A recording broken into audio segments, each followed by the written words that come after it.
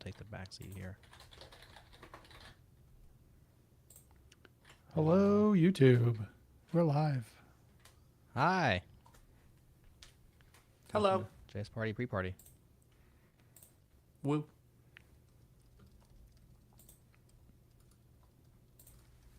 I'll put the message out to the chat, Nick. Cool.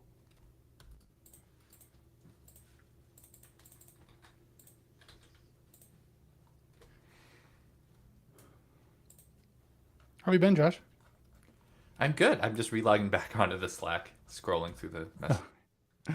I've been slowly dreading the proliferation of chat apps and workspace managers and social media platforms. So it's been top of mind.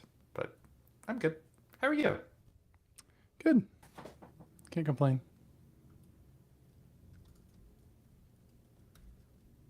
Sure you can. I mean, we can all yeah. complain, can't we? I mean, that's one of the things I'm best at. But Nick's very optimistic and positive generally. It's a lot of effort.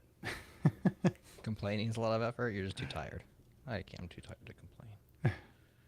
I find complaining takes effort for me, and also staying optimistic takes effort.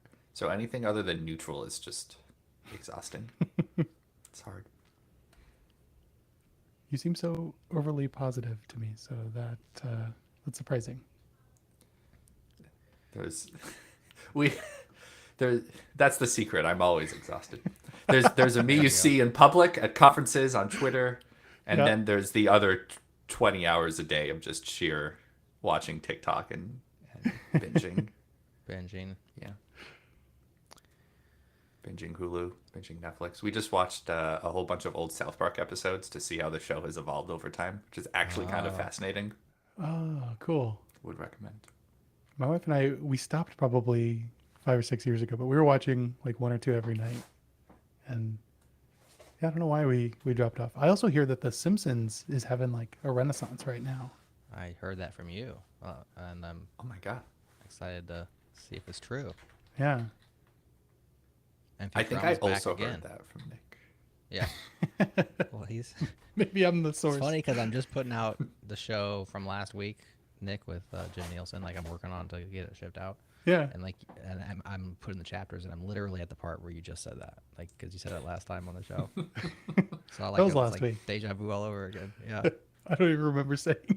You said it on the show. We were talking about knowing when to quit, and that they just keep going and going. Yep.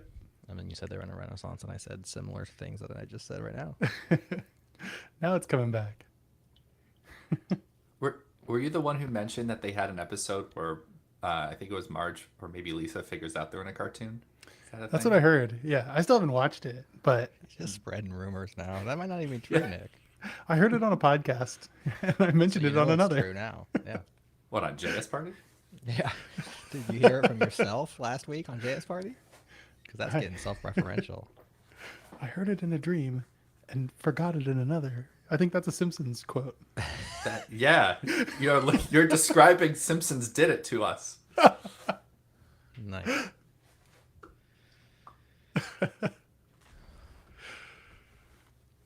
All right. We ready to wax poetic? Wax something. Right. I'm going to kick off the intro then. Okay, make sure we can hear it. Otherwise, you dance alone. Yeah, last time. Dance like no one's watching, or like no one's dancing with you. All right, here we go. Okay. I can hear it.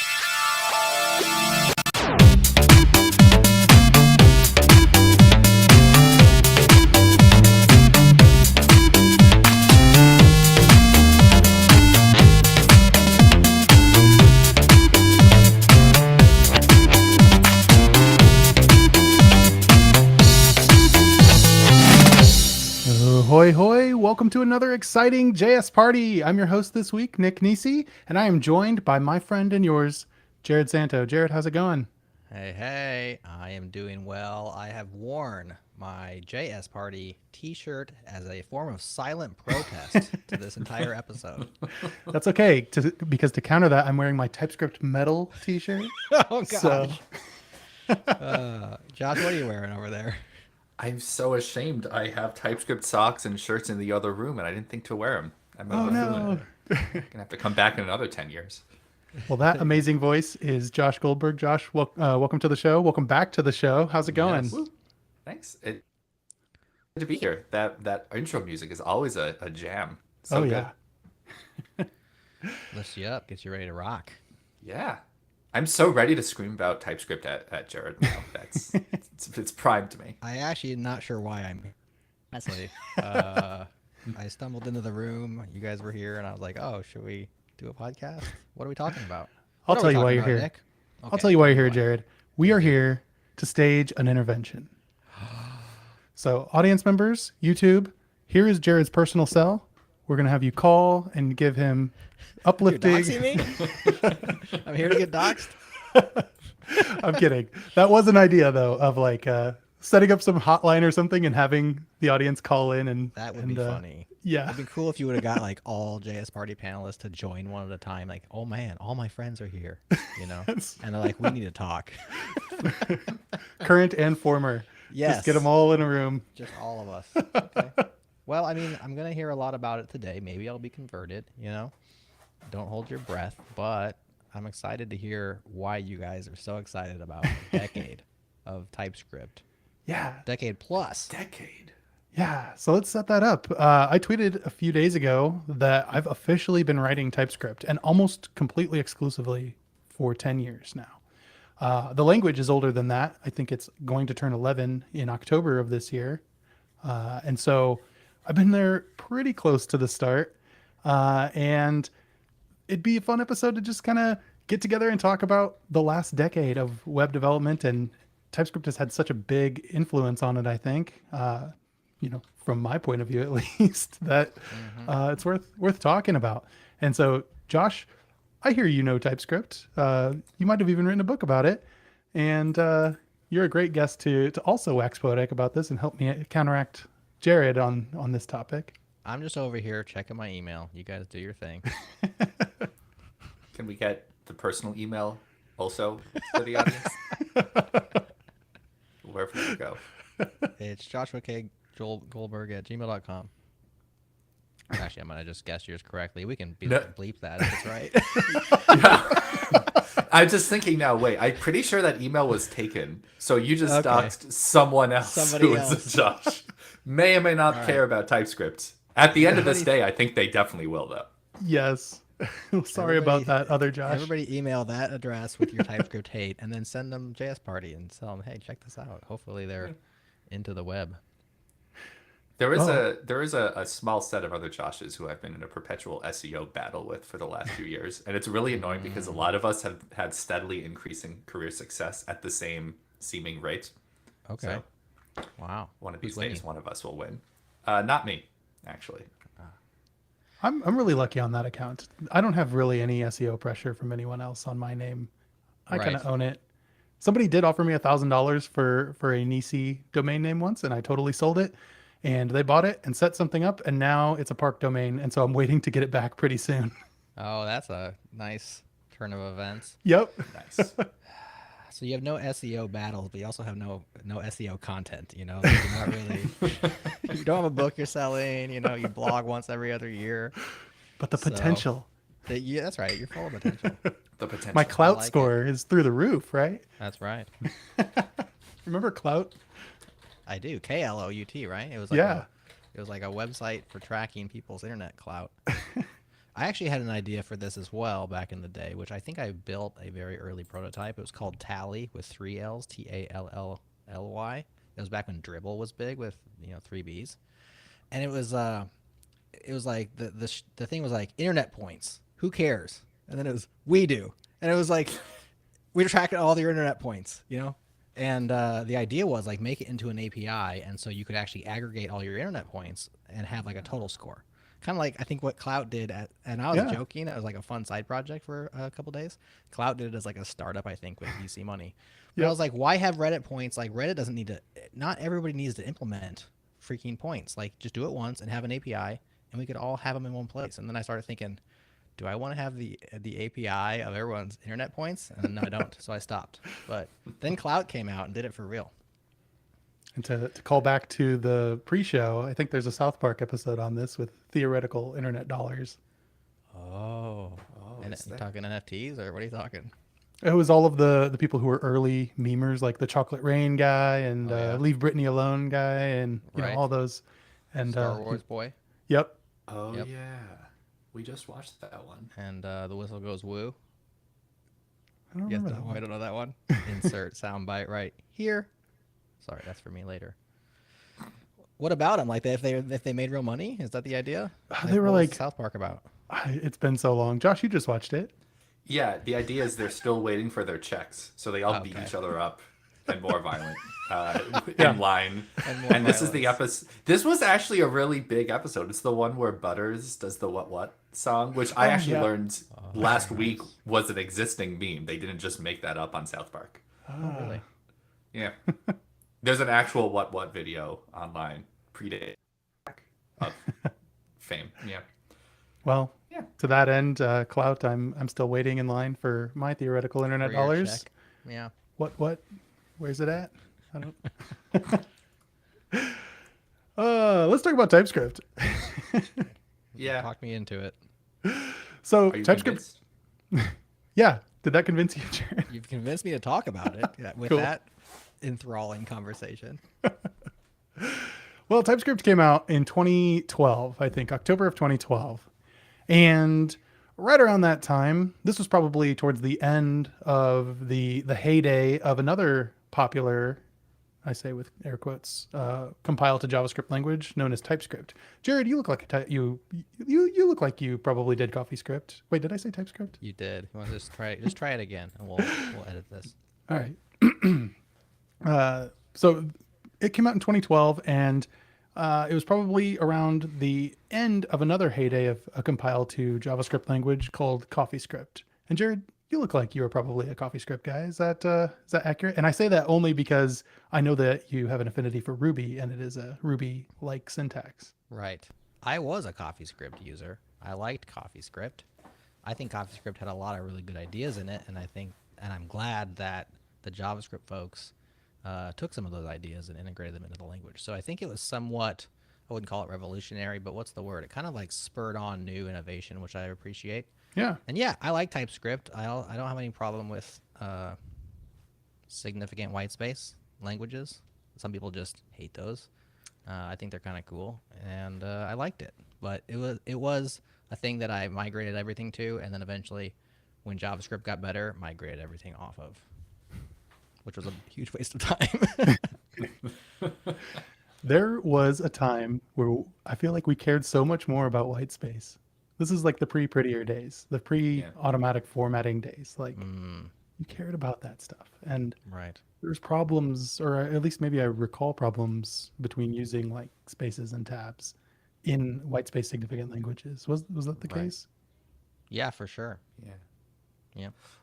I'm just now realizing I think a lot of the tools we're talking about have two major value props, only one of which ended up being the really important one for that tool. Like CoffeeScript, what would become new JavaScript features much earlier, and it had the, in my opinion, dubious value of being a significant whitespace language. Dubious because that's not for everyone. And then what Right. we cared about later on was that it gave you the new features. And looking back, the whitespace thing ended up not feature proof.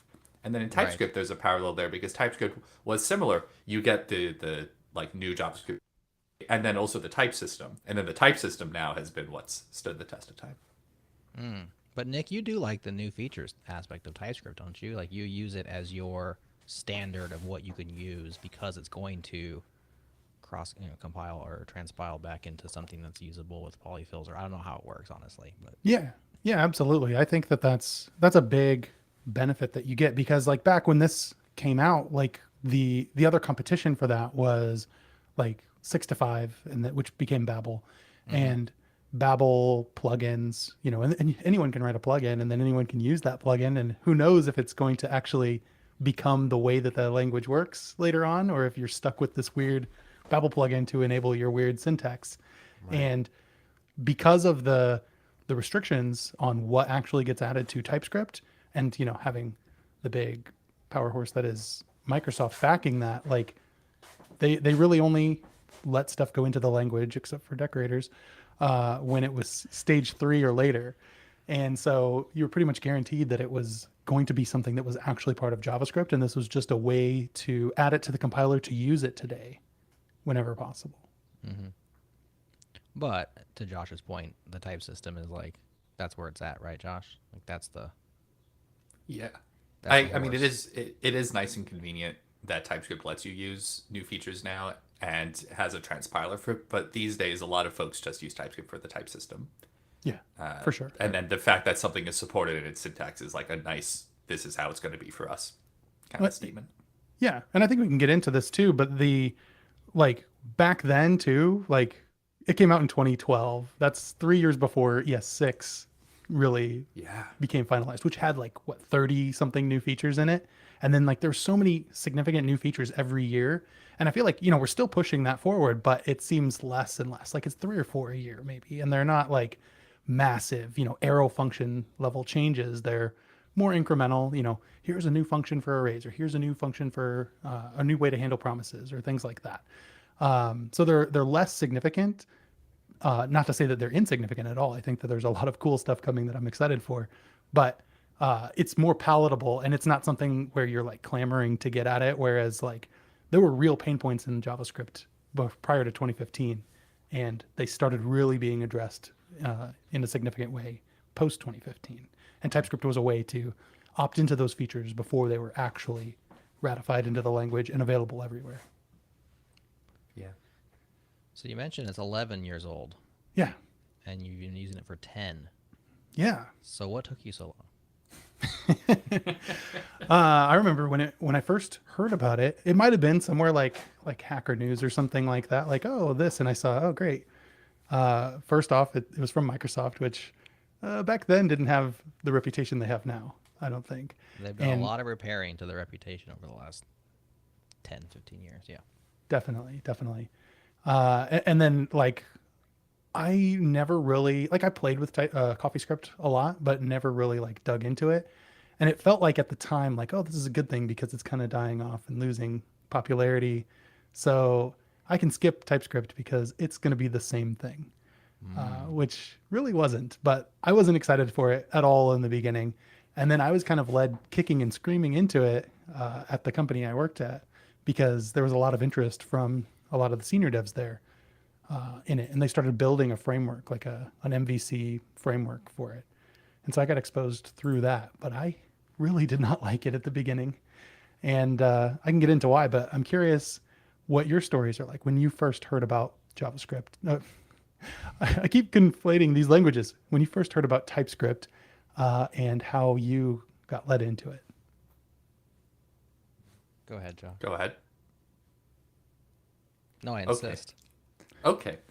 Yeah, I think so. I interned at Microsoft over the summer. Started full time end of the summer 2015, and just going back to GitHub, my first TypeScript pull requests are from spring of 2015. So I managed to intern at Microsoft like a couple of years after TypeScript was publicized, and not adopt it. And I think the reason why I didn't was because, similar to you, I had seen CopyScript come and start to go. This was a new, untested thing. I didn't want to, take a big bet in it, especially since at the time I was trying to be more open source oriented, and most folks did not know TypeScript. It was a big barrier to entry in theory. But as TypeScript started to get more powerful, especially when they started adding, I don't think at the time it was logical types in the type system, but a lot more type system ways to represent kind of the wacky JavaScript code. That's when it really solidified that, okay, this is worth the barrier to entry, give or take. Yeah, never looked back. So I first heard about it, I must have been 2015, because we had Anders, help me with the last name, guys, Heilsberg. Heilsberg. It's one of those names where it's got a J and an L, and I lose all confidence. We first had Anders Heilsberg and Jonathan Turner from Microsoft on the changelog in April of 2015 to talk about TypeScript. So we knew it was a thing. We knew that it was a superset of JavaScript. We knew that Microsoft was very excited, and a few other people were also excited. And so we're like, well, let's do what we do and do a changelog episode. And impressed by both those guys and by the effort and by a lot of the decision making, of course. The pedigree is there for like, okay, this is a serious thing that seems like it's in very good hands with the people who are doing it. But I was writing CoffeeScript back then, so like I already had a compiler compiling my stuff to JavaScript, and I actually had felt the pain of that over the long term, like just having that transpile step and the shifting sands underneath you and all this kind of stuff. And so I never adopted it. I just thought it was cool, interesting, and didn't really necessarily solve my particular pain points, which are not many because I work in small teams, often just myself, on small code bases, often with JavaScript sprinkles. I'm just not writing so much JavaScript with people that I'm sharing it with that I just don't have a lot of the pain that a lot of other people are feeling. And so I just never had a reason to pick it up. Then JS Party came around, and you came around, and you loved it so much that I just knew I was taking perspective on TypeScript. And ever since then, I just can't try it. I can't like it. I can't because I have an entire persona around hatred of this putrid language. And so yeah, I couldn't try it. I couldn't use it if I wanted to, Nick, because my reputation precedes me at this point. Oh, we'll all forgive you if you want to let go and try it. Yeah, that would be a cool storyline for JS Party, you know? Yeah. Like Jerod finally comes around. Uh-huh. And now he likes TypeScript. I've written a little bit of TypeScript. I don't want to be completely ignorant of it. Although, why not, right? Because my level of disdain is like pure ignorance. I think, Josh, last time you were on the show, you were trying to convince me that it was good. And I was like, no, dude, it's not going to work because like I'm not even listening to your arguments right now. They don't matter to me. I remember thinking no way at the to, time. which is no way to improve as a human being, is it? Yeah. What an interesting choice to make as an adult. Right? Well, maybe you should be like a sleeper agent, like a double cross kind of thing, where you go learn TypeScript in order to, be better informed and hating, which honestly is how a lot of TypeScript enthusiasts started. They learned it in order to really understand it, and then just realized how awesome it is in comparison. That's a good way of converting people. Nick, thinking about your early hesitations reminds me of your early React hesitations.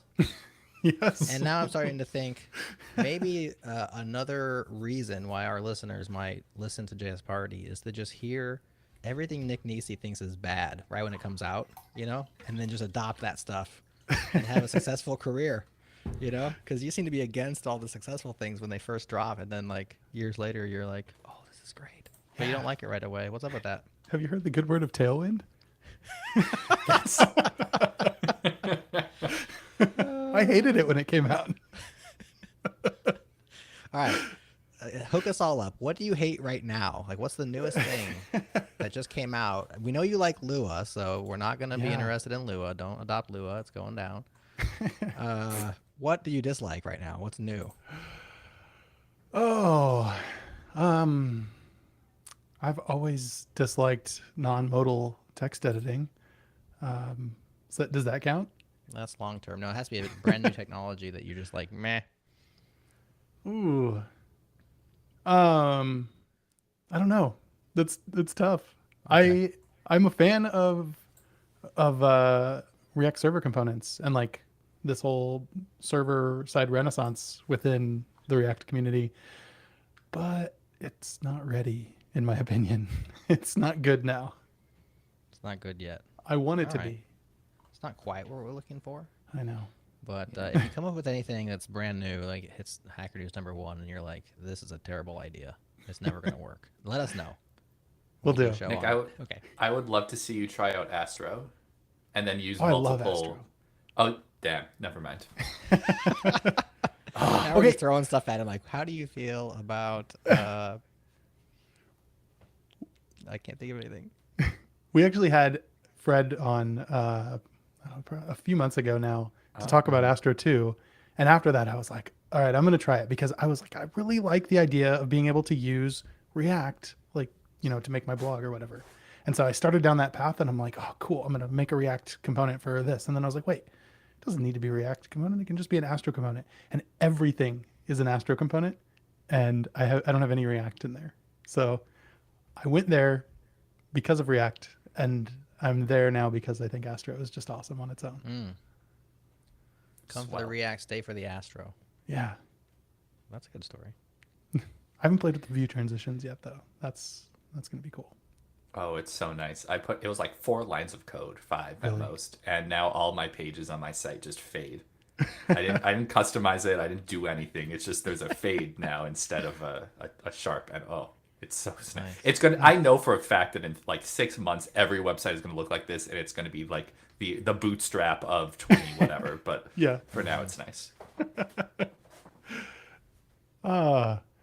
So going back to the beginning, there's some things that I really hated about TypeScript that I wanted to air out because it wasn't good in the beginning, I don't think. And I had valid reasons to not like it at the time. Mostly it was just like the ergonomics of it. Like going from using AMD, the asynchronous module definition, and never needing a reload, or sorry, needing a reload, but never needing like a compile step or any kind of like even stopping to wait to concat files together, like with other popular module libraries at the time. Like it was just so nice being able to quickly make a change, hit refresh, make a change, hit refresh. And then TypeScript comes around and it's like, here's a compile step and you have to wait for it to compile. And I was using Vim back then too, and I didn't have any kind of tie-in. I don't even know if there was a language server back then. I think it predates the language server. Yeah. So like I was just adding all these types and like getting no feedback on it except for at compile time, which wasn't great.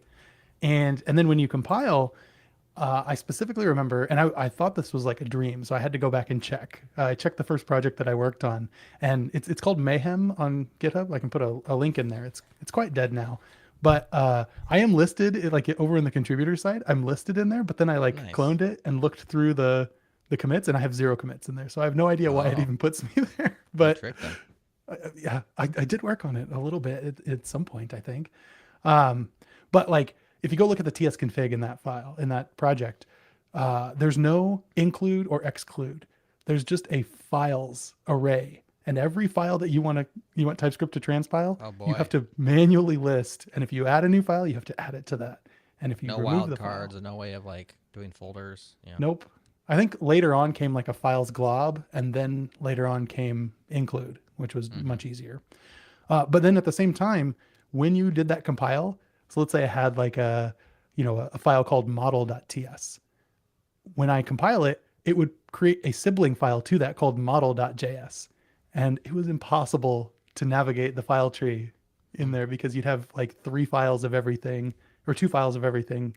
And I didn't have like the cool nerd icons at the time telling me this one was TS and this one was JS. So it was like usually the extension was cut off and I just picked the wrong one every time. It was terrible.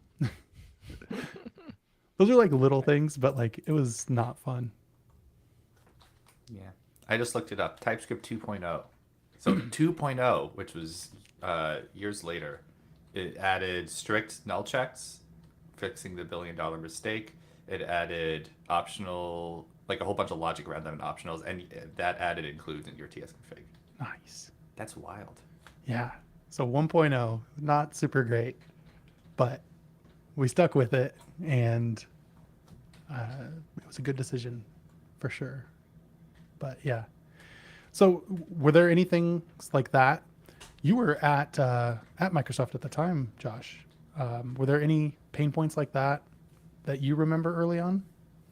Yeah, that honestly was a big one. I think a big part of why that was so relevant for many people was that they weren't using Visual Studio Core, and VS has projects which generally explicitly list files. So there was this kind of difference in between how a lot of Microsoft devs were writing JavaScript and then TypeScript versus how a lot of the community was with things like grunts and gulp at the time. And that was honestly a pain point. I remember because moving to TypeScript was when I decided that I would start using gulp, because that was the future. Streams were the future of build tools, and gulp was going to be the way we did it. Yeah. No, I think a lot of the complaints and blockers around me were mindset. That JavaScript was still wacky at the time. We hadn't standardized or even come close to beginning to standardize imports and exports, for example. And I remember talking with multiple senior devs who just were not convinced that type to superset or anything that's superset-y or looks like JavaScript is the future. Like this one person who had decades of experience was convinced that we would just continue to write C#, and that script sharp, which converted C# to JavaScript, would take over, and this ridiculous explicit import and export crap would go away, and we'd all be using what's now called namespaces in TypeScript. It's just so much FUD everywhere. Yeah. Right. Yeah. Glad that's done with. I think that piece though, like something that looks like JavaScript is like part of the core keys to TypeScript's success. I think Like- so too. Yeah. Think about what was happening back then too, probably prior to this, probably 2009, 2010 area. Google had Chromium version called Dartium that shipped with Dart and JavaScript as like languages in the browser. And they were trying for a long time to replace it with Dart. There was CoffeeScript, obviously. There's Elm, ClojureScript, PureScript, Reason, all of these languages. Oh, yeah, Reason ML. Reason. Yeah. But they tried to extinguish JavaScript rather than extend and what's the second part of that? Embrace, Embrace. extend, and Yeah. then extinguish. There we go. Yeah. We haven't gotten to the extinguish part yet with TypeScript, but maybe. Right. They're just waiting for that hammer to drop. Yeah. 20 years in, no, I think that's when it'll. You know what? This entire thing was worthless. The other thing is like, for a long time, people have been saying WebAssembly was going to make JavaScript no longer the lingua franca of the web and make it to where you're writing C# directly inside the browser. You're writing Rust, you're writing Go, you're writing whatever your language of choice is, right in the browser. And I mean, that drum has been, I can't say it, the sentence, that drum has been being beaten. They've been beating that drum for many, many years. Mm-hmm. And I think you see like here or there a little bit of that, but I'm still waiting for WASM to destroy JavaScript, you know? Yeah. And TypeScript by association. Of course, anytime someone says they use JavaScript, Nisi, in his head, he actually has a regular expression that replaces it with TypeScript, don't you, Nick? Yeah. Do you as well, Like, Josh? And Yes, like 99% actually. of the time, you're right, right? I mean, pretty much, it's dominant now. Yeah. It's like the E Corp thing from Mr. Robot for those who've seen that show. It's just I don't even see the letter J anymore. Yeah. But actually, I think WebAssembly is a really interesting play for the future. It's a slow burn. They're taking their time with it. There are all sorts of parts of the WebAssembly spec, like local file system access, that have taken or are taking years to solidify because they're trying to make that the future-proof standard. So unlike TypeScript, which kind of jumped onto the scene, was trying things out experimentally, WASM is going to be many, many years before it's ready to take over or even start taking over. And even then, I think it's still up in the air of whether it will be able to, whether they're going to, say, add in the ability to touch the DOM directly, which requires quite a few layers in the file, or rather Right. automatic memory management. So until then, we're stuck without it. And Yeah. a lot of people thinking that we will soon take over, which is And at a that little point, will annoying. there even be an impetus to write many other languages? I mean, there's always going to be other languages, but JavaScript will be, and TypeScript by proxy, will be so ingrained in so many people who are coming into the industry from, I say from today on, but even from go back a few years, where it's the first language learned, it's the sometimes only language learned, and it's like at a certain point, there's so many people with that as their core tool, their core language, that it's like, hey, you can write this in Rust now. And it's like, well, that's amazing for people who write Rust, which is not an insignificant number of people, but comparatively, like, well, I like JavaScript, so I'm good here. I think there's still going to be so many people in that, you know, transliterate TypeScript in there, fine. Where it's like, yeah, is it going to kill it? I don't think it's going to kill it. No, I think that it's such an approachable language to compared to some of these other ones where you might have to do or think about these lower level things. Like it's so ubiquitous and it's easy to approach it, but also it's pretty darn powerful. Like you can do a lot with it, and it's everywhere. And I think that, you know, it's Atwood's law. Everything can and will be written in JavaScript or TypeScript, and there will always be a space for that. Of course, there's going to be use cases where another language might make sense, especially one that can compile to WASM. For sure. And that's great. That's great that we have that option, or will have that option, as it proliferates a little more. But yeah, I don't think it's going anywhere. Yeah. There's a lot of advantage to having a blessed path. A lot of people, especially boot camps, they learn HTML, CSS, JavaScript, React, and then maybe TypeScript in that order. And that means that a lot of community resources are much more fleshed out. It's a lot easier to find help, networking, social groups online. If we were to fragment into 12 different languages you can use to get started on the web, we might be able to innovate more by comparing them against each other. Battle Royale competition of the languages, but it becomes a harder situation for newcomers. Yeah. Yeah, I think that we get a lot of that, or we have in the past, at least, gotten competition just within itself, and that through things like Babel, which allows anyone to write a plugin to immediately test out some new syntax. And that's like a really great way to prove out a use case for a proposal, to add it to the language proper, which is really nice. So let's shift gears and talk kind of about the present in TypeScript. Present day TypeScript, where we're at with it. And I'm just curious, what do you think is the most important or biggest improvement to the language since the earlier days? Josh, why don't you start? Ooh, gotta go with strict null checking. Yeah. I've been floating the phrase in front of people for a little while now, the $1 billion mistake. Typed languages traditionally allowing you to pass null in a place that doesn't explicitly say it can be null, which is why in so many interviews for years and years, you always check all your arguments to see if they're null and throw an error if so. Yeah, that's really exciting.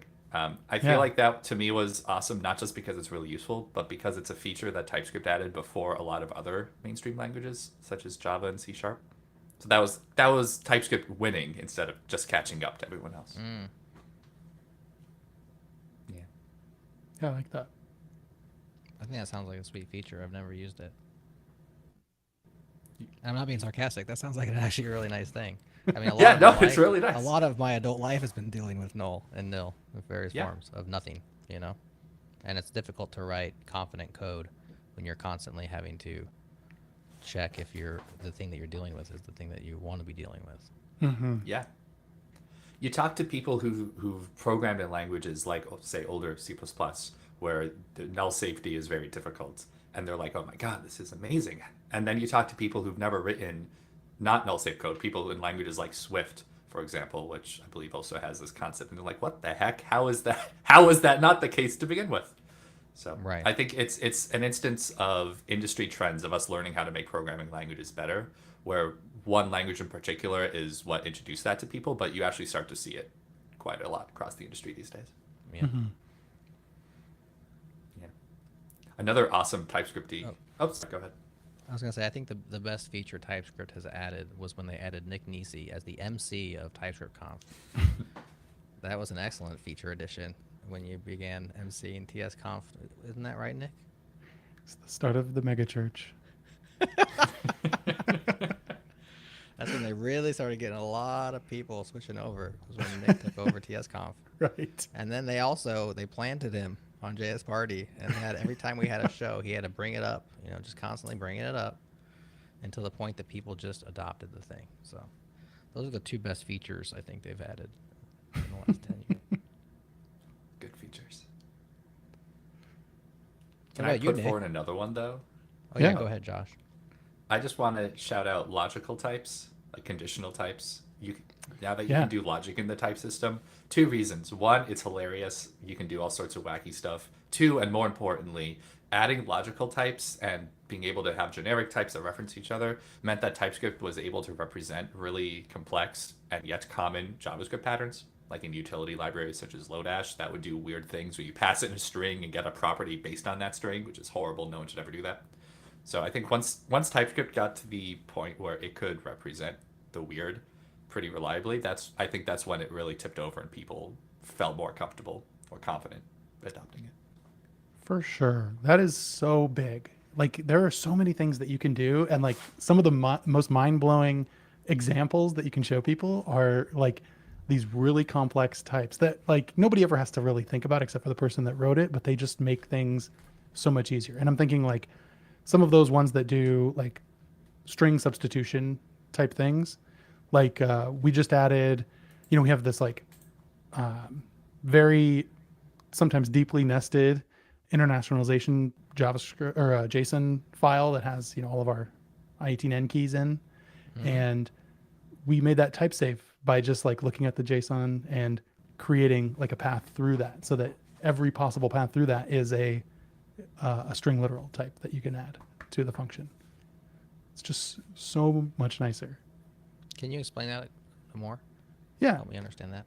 So if you have a JSON object and at the top you have like foo, the foo key, and then under there you have like foo.name and then .first, right?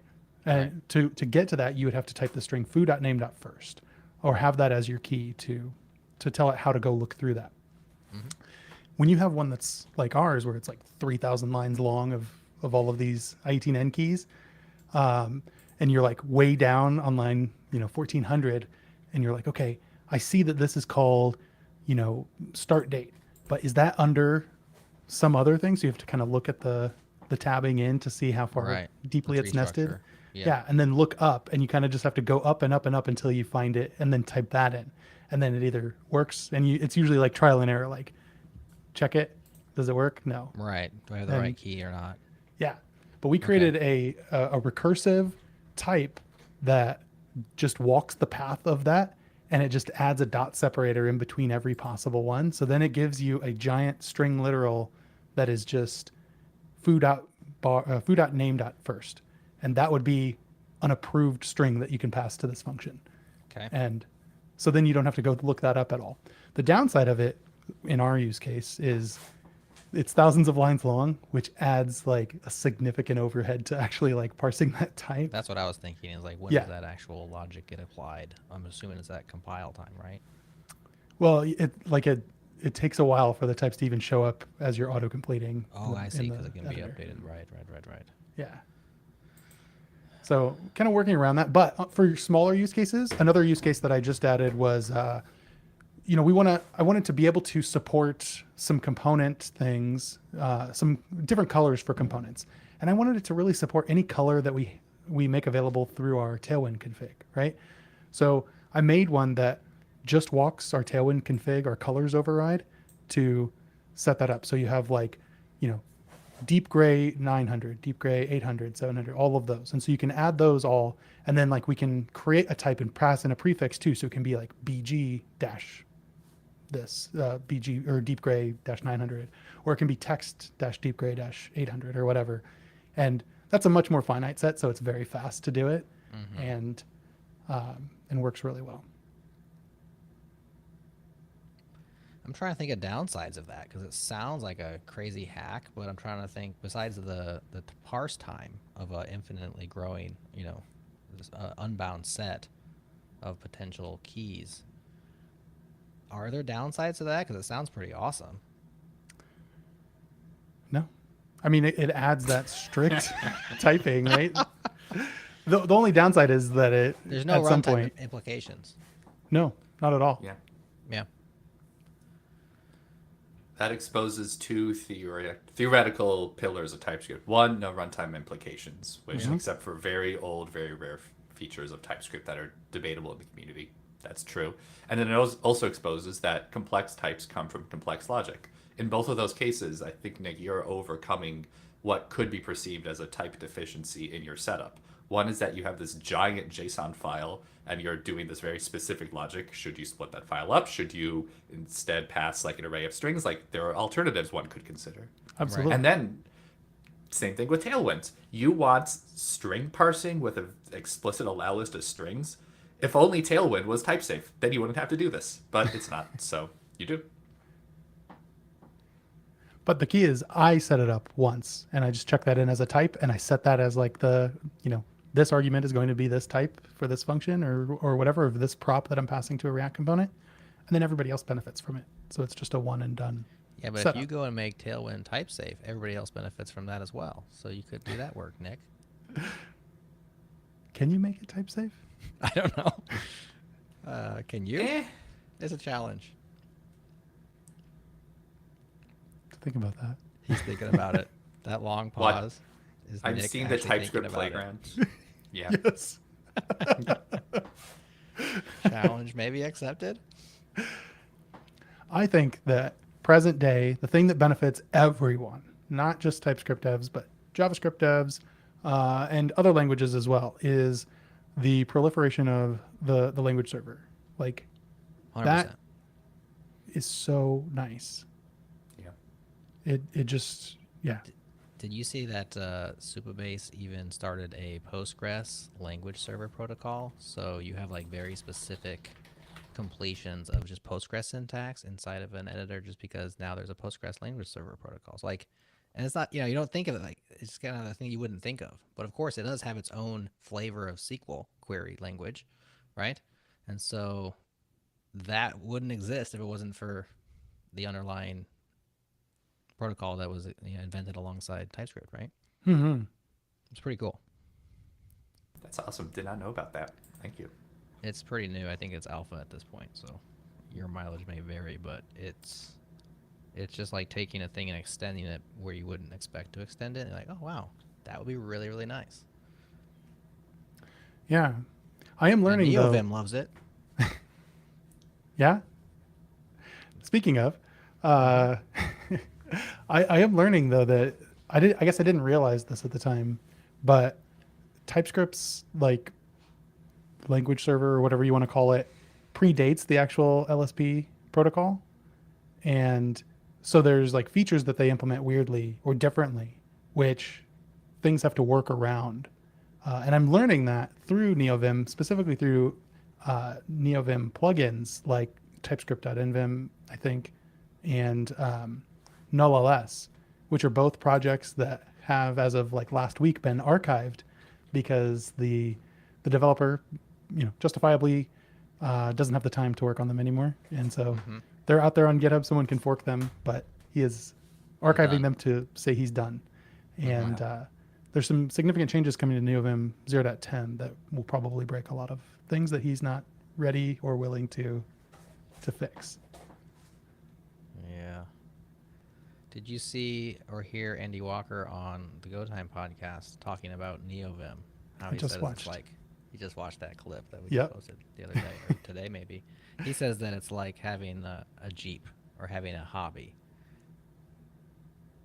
And working on the thing versus using it productively. So I think he recently switched off of NeoVim after a long time of use, just for that reason. Is there's so much. I just thought of you when I heard that, because a lot of your time and effort, free time maybe even, or time that's not free, gets spent in now having to go find new little extensions, right? You gotta replace this. What is it? Is null or ls null? NullLS. NullLS. Yeah. Well, that's just the wonderful world of open source, I did see that clip today, and it reminded me of a tweet that I saw yesterday. I refuse to call them anything but tweets, by the way. I'll just read it. It's from Kaka Rudo, and I'll put a link in the show notes. But while VS Code is like a Toyota, Vim is like a Lambo. The difference in the car and the driver of the car. Both can get you from point A to B, but the experience is vastly different, and I don't need to mention performance. Let me like the editor wars again. Find me. Wow. Well, the thing about a Lambo is, when you have a broken part, it's very expensive and time consuming to find a replacement part on a Lamborghini. Oh, whereas fact. Nick, I thought you were a TypeScript dev, not a PHP dev. So as I'm learning, we're all slowly becoming PHP devs, because every cool thing that's coming out in like Next and all these server languages or server like implementations is like, oh cool, Laravel's been doing that for years. So we're all just like kind slowly. of fun to watch all these front enders discover server-side rendering. It's like, hello guys. It's cute that you gave it its own name. It's kind of just the de facto way that people were making HTML pages for years, but I think we get to a better place overall, because you kind of like loop back around with better foundations, and hopefully I think it's all healthy. It's just like It's just the pace of innovation is there's this like encyclical thing where it doesn't go straight up. It goes like around in circles a little bit. Yeah. And that's difficult to overcome because we don't have very much institutionalized knowledge, right? Like when you don't know the past, then you're doomed to commit the sins of the past. And that's a lot of what we would do is we come in, we have this very specific domain. We don't have the institutionalized knowledge passed down very well, and it's like now we're reinventing what people invented in the 70s because there's no way for us to know that stuff was already worked on in the 70s unless we have some sort of passing of the torch. Anyways, that's off topic, but something I think about a lot. Yeah. So one question I did want to ask about present day TypeScript is like how it fits in with learning. I'm obviously quite divorced from being a new developer at this point. And Josh, you wrote a book on learning TypeScript. Like I'm curious, like your thoughts on where, like what it's like to have this, like, you want to get to this language, but do you go through JavaScript first and then go there? Is it just de facto that you will end up at TypeScript today? Like it seems like a lot to take in when you're like, oh, here's this language, but don't use that language. We're going to use this language that compiles to that language, but it's mostly that language with some added things that you'll spend hours working on that never actually get run. And it's a lot. Nick, I love this side of you, the TypeScript bashing side. It's great. I want to hear more of it. What's that? My work here is done. I can just leave and let Nick do it. He's doing it better than I do. That means you have to switch roles, Jerod. I love it. I think it's the best thing since sliced bread. But Josh, you were going to say something Yes. actually intelligent.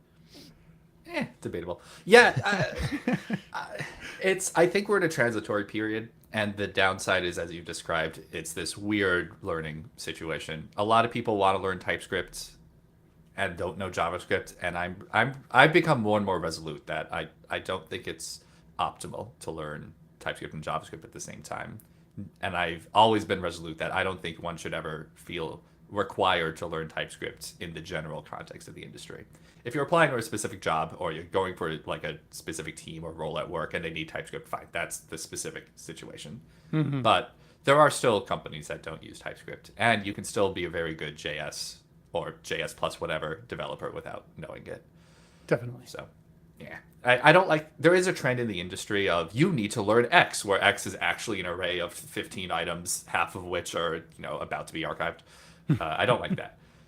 But I will say, though, that TypeScript is such a beautiful extension on top of JavaScript, just from a pure theoretical standpoint. Like the pedagogical line of you learn all the runtime stuff in JavaScript, you get good enough to know why it's such a miserable experience at scale, and then TypeScript fits on top of that. It's a very nice way to bookend your JavaScript journey. Yeah, so definitely. Yeah. Sometimes you do have to feel the pain before you can actually appreciate the solvent to that pain. Yeah. Yes. Yeah, that's something I think that is often overlooked in learning. Like things are this way for a reason, and it might look like obvious or seem silly from the outset, but when you did it the other way and realize why it's that way, like it changes your perspective completely. Yeah. Yeah. Sometimes the best teachers let you go through that pain for a while, and then they reveal to you a better way, and you don't like them anymore, but you do learn. Yeah. Yeah, I've had that experience, and it's long-term beneficial, but it's short-term. You're just like, do you despise us? Why are you doing this to us? Yeah. One of the big misconceptions that I think causes people pain like that is what TypeScript folks call type-directed omit, which is not a thing that's generally done. It's changing your JavaScript code based on types in your TypeScript file. That's not a thing TypeScript does. Like, for the most part, TypeScript file equals JavaScript file plus new type system features that don't happen at runtime.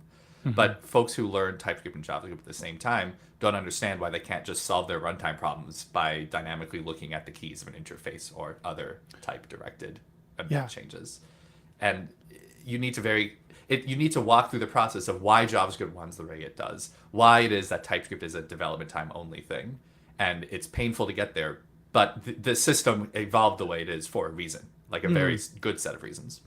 And, definitely, that's a really good example of that too. Like you know, when you're thinking about interfaces or those type only things, like I don't even realize it anymore, but that's just like bifurcated in my mind. Like this is one namespace and this is the other. And there's areas where they can't cross. Like I can't do something that would have runtime effects that on something that is not going to exist in the runtime. And it's not always clear when that's going to be, or at least not without a lot of failing at that for a while. Yeah.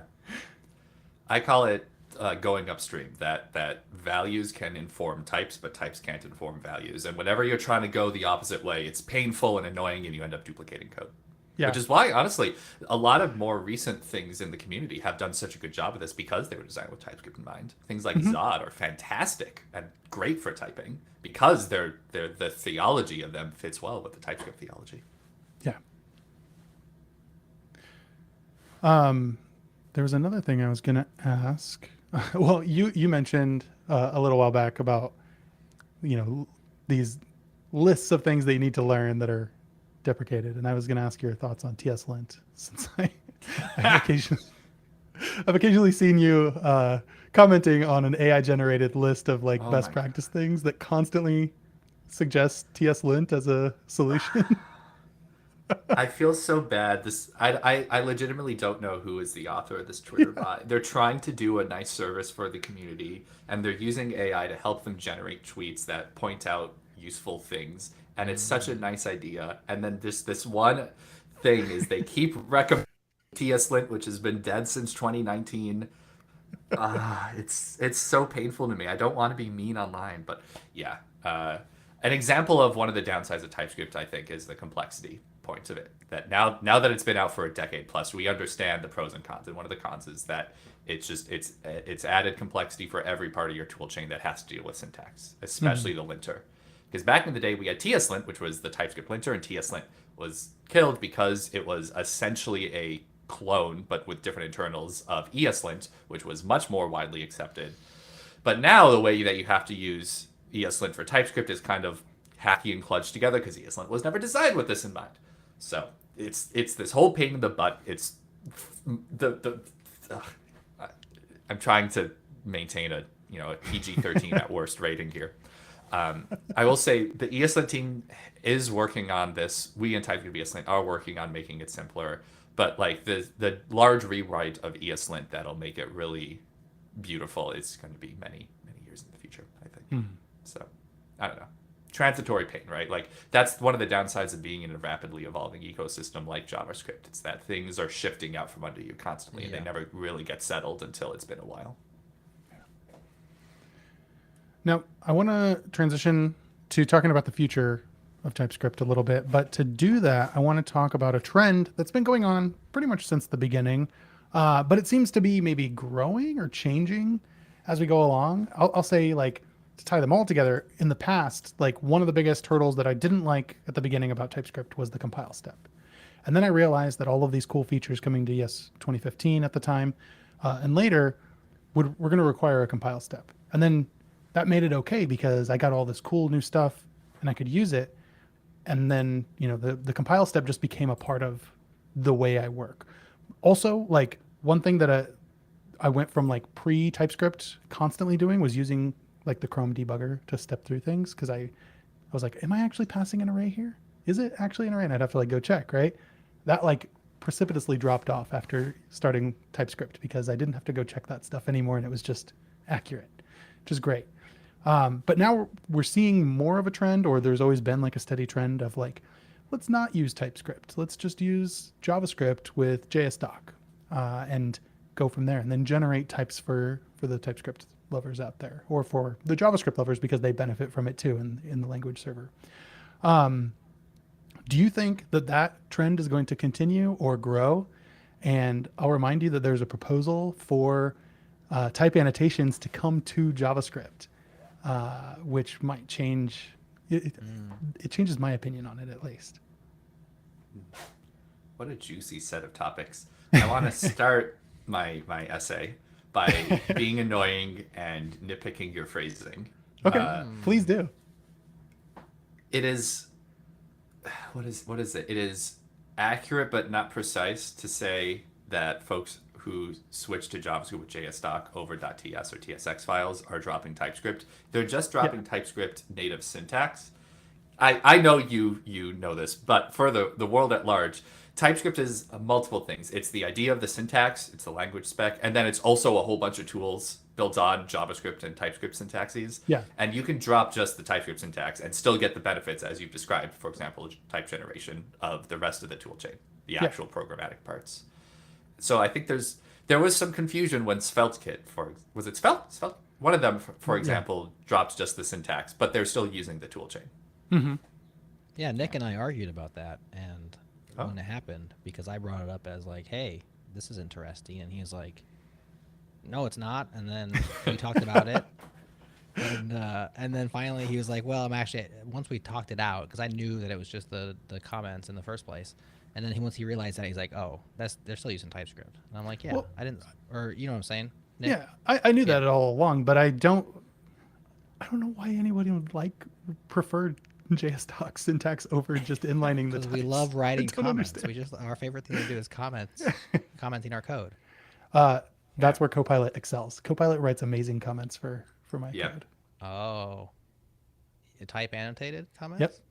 No, I don't type annotate them because I rely on TypeScript to know the types. Right, but what if you didn't? I don't know. Who doesn't do that? No one will ever know. SvelteKit, apparently. Anyways, so yes, that is a distinction. I think that's a valid distinction to make, Josh, or a valid nitpick, because I think you're right in principle. For sure. But I don't know. My reasoning around asking this is you're leaving that to theoretically avoid a build step, right? But still get all of the benefits just with this worse, in my opinion, definitely just my opinion, syntax It's a trade-off, of the comments. No, Right. that's not just an opinion. It is worse. JSDoc syntax is actively worse than TypeScript native syntax. I'm not saying that it's not worth it sometimes, but it is a worse experience that actually has fewer features. Definitely. But let's look 5 years in the future, 10 years in the future. I don't know how long the type annotations proposal will go through, if it will go through, but assuming that we're positive and that it does, then you get the best of both worlds. When it first came out, did you like it? I like it because you don't I'll get the TypeScript without a compile step, right? You could just have that. What'd you think? My concern is, and I don't really know. See, it's okay. It's going in. Nick didn't like it when it first came out, so it's going in. I found one. I found a good example. Beautiful. I'm We with you finally now. did it. Yeah. So we can assume it's going to go in. It's going to be standard. Okay, It's guaranteed now. But that's going to take away from that. Now you could have everything in line and it would work great and look great and be readable to a TypeScript developer. But you are not necessarily having that build step. And so will projects like Svelte or SvelteKit, whoever switched over, would they then switch back and just start inlining things because it's a cleaner syntax? I don't know, being forward thinking, it seems like TypeScript is the better solution to stay with, because if you assume that it will be just an ignored part of the language, then you're set. My concern with that proposal, though, is will it hamstring TypeScript development by forcing them to live within whatever sections they carve off? And will they be able to innovate as fast or as much as they have? What an interesting question. I think my guess is it won't hamstring TypeScript, other than in good ways. TypeScript has always tried, especially the last majority of years, to just innovate in the type system, not in syntax, except for type system syntax. Mm-hmm. And they honestly haven't added, to my knowledge, any new type system spaces. They've changed how existing spaces, such as declaring and then inside an interface or an object type, or assertions like as or the exclamation mark. They've messed around with a lot, but there's really very little new stuff going on. Sure. I would assume that for TypeScript, the major areas of innovation are going to be around tooling and integrations, not so much radical new type system concepts. I mean, it's been a decade. What else is there? True. But I feel and I don't know, I haven't looked at the proposal in a long time.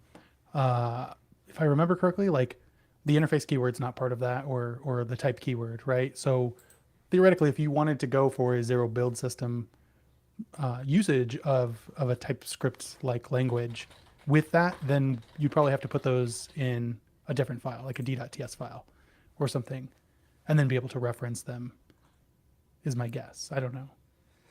Yeah, I mean, it's just a proposal, and it's the first proposal. In Yeah. theory, there's nothing stopping them from adding those later, right? But that's going to be even more years. Right. I think long term it might simplify things, but short term it's definitely not going to completely overhaul how we're doing everything. Yep. I don't know, I it's agree exciting. with Josh. I agree with Josh. Thanks. It's a good take. I have a potentially hot take. I think it's damaging that we haven't had many major competitors to TypeScript since Flow flamed out. Yeah. I'm surprised every day that I remember that React is actually written in Flow. Yeah, it's the only thing. Yes. It's the only thing. Where would a competitor come from? Where would a competing project potentially arise? JS Party open source. JS Party. Yeah. Hackathon. CoffeeScript 2.0. Yeah, just make another CoffeeScript. Yeah. Yeah. But one of the things that helps ecosystems is competition, right? For sure. A tool feels weak compared to another one, so it makes up for it. And the TypeScript team has done a great job of continuously innovating and working. No shade here. But it's the same paradigm, the same model. And there have been little prototypes of like dependence or more advanced type systems or writing in Rust, but we haven't seen them get adoption enough to incentivize the industry. Yeah, that's what I was going to say, or things like the idea to rewrite it in Rust, or some of the things that the Dino team are doing to try and accommodate that. But I also think that Dino and Bun are helping to add that much needed competition to Node and to that ecosystem. Yeah. What are the major pain points today with TypeScript? Like where you could actually carve out a niche and be like, we're 10x better at this. Because that's usually how, that kind of improvement usually what A, motivates somebody to actually do a competitor because it's a lot of work. And then B, oftentimes is enough to get the main, what do you call it? Not the mainstream, but the existing incumbent, that's the word I'm looking for. To get the incumbent to actually react, usually you have to have some sort of a 10x improvement in some sort of key pain point. Yeah. Not cost. What are the pain points? When you have a really large JSON blob and you try to Yeah. Speed, I think. speed. Yeah. Well, there's your Rust, perhaps, or like a lower level systems language, Right. Yeah. potentially. Yeah. There's a particular team member of TypeScript who's just recently merged a change for the next TypeScript version that reduces its bundle size a lot by deduplicating files. Shout out Jake Bailey. But yeah, just thinking about structurally the things that someone wouldn't just see get into TypeScript in the existing structure. It's native level performance would be a big one. Mm-hmm. That unlocks, I think, two areas. One is just directly, it's fast now. Yay! Your JSON files are great. Right. But then there are also more advanced type system concepts. Like I referenced 10 seconds ago, like effects types or dependent types, where the type system can understand that if, let's say, you call a particular function that changes a variable, that variable's type is narrowed or changed as a result of calling that function. Which is not something TypeScript supports today because that would be absurdly complex and difficult to do. Yeah. Like just from a runtime perspective, that's a very complex operation, and JavaScript isn't really fast enough to do that type of thing. Yeah. At a certain point, you're getting into the esoteric, though. Whereas, unless that kind of a shift or a rethink allows some sort of massive tooling gain, perhaps, which allows people to instantly be like, well, it's like TypeScript, but look what it can do. I think that's probably a more difficult way to carve your way in versus the performance move. But yeah, I would love to see competition, always. Mm-hmm. Yeah. So I agree with Josh's take. There's a so pattern hot. here, I think. Yeah. Disagree with Nick, Nick. you Agree Yep. with Josh. Yeah. I'm a simple man, Nick. I have a simple algorithm. So we're getting close on time, but I wanted to ask, kind of as a closing thought, What would you like to see added or changed to either JavaScript or TypeScript going into the future? We might have already answered this a little bit, but I'm curious if you have any like specific wants or needs. It can be something proposed as well. Remember the pipeline operator? I was going to say proposals? that. Yes. Yes. I love pipelines. Well, wait. Yeah. Let me say it first so that we get agreement instead of disagreement from Jerod. I'm torn here. Nick likes it and Josh likes it. I don't know what to do. Actually, I love pipeline operators. I use them in other languages, and they're great. So I would love to see that work its way in. So that's a unanimous there. Yeah. I want That's a someone to JavaScript remove. proposal, right? Yeah. Like, yeah. Go ahead. I want null and undefined to be merged into one word. I want a fork of Undefined. You JavaScript. as Josh. That's actually a great Yes. idea. That's it. Yeah. A compiler to TypeScript that just merges those two together. Yeah. There's our startup weekend. Call it null defined. Undenull. Now we gotta workshop the name. Neither of those are None are defined. hidden. None defined. Null Nisi. Oh. Nick Nully. Hmm. That's a good note to end on. Yeah. Cool. Well, Climactic. Great. Poignant.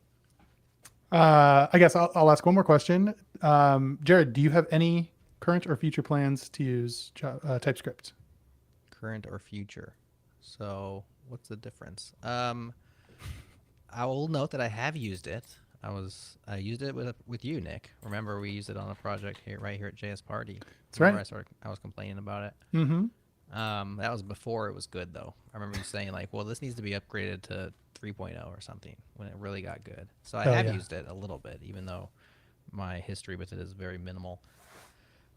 I think Josh convinced me. I'm open to it. I would try it in earnest and report back. So is that a future plan? Yeah, I would call that a future plan. No current plans. I don't have an actual use case, but I would be open to trying it. If you Because want, of Josh. I like how specific you are. Nick, it is not you. Don't feel good about this. Well, Nick's been working on me for years, and I can't give him the pleasure of having convinced me to change my mind. But Josh, I can give that pleasure to. That sounds like a more reasonable thing to do. So, because of 2 Josh's episodes with me and arguments- you're good to go. Yeah, there you go. Multiple He's the years of working with Nick. He's the master. all right. Well, I'll go ahead and end it there, and I'll end it with a call to action to our listeners. If there is a specific feature that you want Jerod to try out, tweet at him. Tweet at him that feature. Tell him your favorite part of TypeScript or why he should do it. And yeah, we'll do that. Please That's do. less doxing, right? That's right. Just tweet at me, Jerod Santo on x.com. Future proofing the episode by referring to it as x.com right now. What's that? And I'm Jerod at changelog.social if you're on the Fediverse. If you're on Blue Sky, I'm probably on there, but I haven't logged in yet. And I'm on Threads as at Nick Nisi. So hit me up there. Does that cover them all? Did I miss any networks? LinkedIn, you can get me there.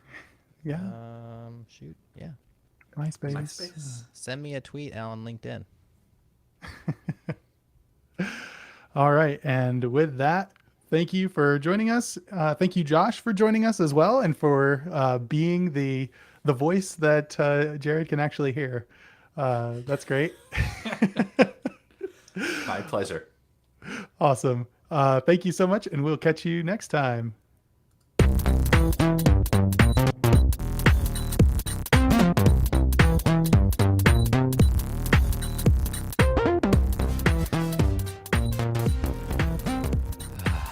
That was fun. Yeah. I'm glad Thanks, I Josh. came. That was great. Yeah. First of all, yes, thank you. This was a lot of fun. Thank you for having me. Second of all, Nick, I love how the more you get insulted, the happier both Yeah. As soon Put it as on we there. start crapping on Nick, it's the smiles everywhere. It's all I can do to hide the pain. It's his comfort food. You know, it's just what it's the only thing he knows. You know. My favorite part of the show was when I asked you about type annotations proposal, about what you thought about it initially, and you weren't really catching on. Josh and I were there already, Yeah.